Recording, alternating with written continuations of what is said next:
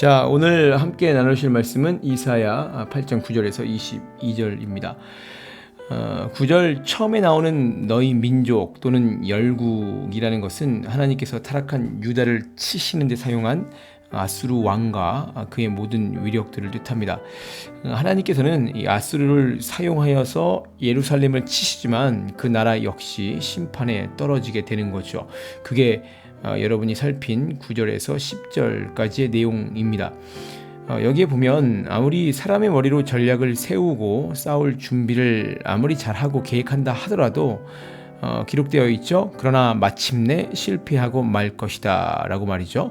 왜냐하면 하나님이 그 생각과 함께 하지 않으시기 때문입니다. 지난주일에 말씀드렸던 것처럼 여러분은 어떤 고난을 당했을 때 꼭 어려움이 아니더라도 어떤 일을 해 나아갈 때 거의 항상 두 갈래 길에서 하나를 선택해야 하는 경우가 참 많습니다.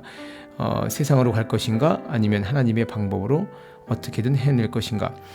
기억할 것은 이 세상의 방법을 택하면 처음에는 어떻게 잘 되는 것 같더라도 결국 본문의 말씀처럼 10절 마지막에 마침내 이루지 못하게 될 겁니다.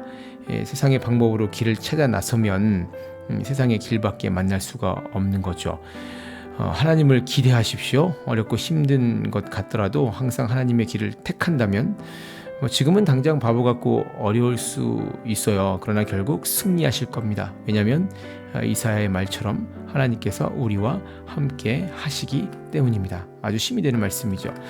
11절에 너희라고 나오잖아요. 이 너희는 11절에 이 백성들과 구별되는 이 사람들로 이사야의 선포에 귀를 기울이고 하나님의 뜻을 따르는 사람들입니다. 이 세상의 다수인 이 백성들의 길이 우리 눈에 보이기에 그럴듯하고 아무래도 다수가 이 백성들 다수가 가는 길이다 보니까 이 하나님의 백성들도 넘어가기가 참 쉬워요.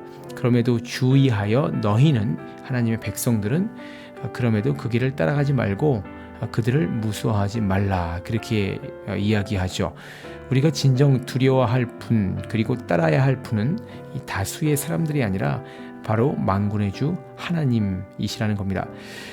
그 아래 16절에서 18절을 보시면 하나님의 말씀은 그 말씀을 거부한 사람들에게 더 이상 선포되지 않고 봉인됩니다. 미래를 위해 보존되는 거죠. 들을 사람을 위해 잠시 접어두는 것 같아요. 그리고 다시 하나님의 말씀이 선포될 그날을 기다리는 특별히 심판 후에 있을 이 하나님의 구원사적 개입을 내다보는 이사야의 모습이 묘사되고 있습니다. 말씀을 거부한 자들에게는 하나님의 말씀이 더 이상 선포되지 않고 봉인된다는 건 참 무서운 일이네요.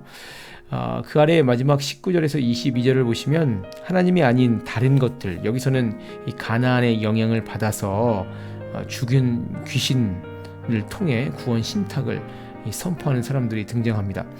이사야는 하나님의 백성들에게 이런 주장에 흔들리지 말라고 권면하고 또 경고하고 있는 거고요. 우리도 이스라엘 백성들처럼 마치 가나안 같은 이 세상에서 이 수많은 이 하나님이 아닌 다른 신을 섬기라는 유혹을 받습니다. 그들에게서 삶의 지혜를 얻고 신탁을 얻으라고 얘기하고 있고 우리도 그렇게 어느새 무의식적으로 때로는 의식적으로 그렇게 하기도 하고요.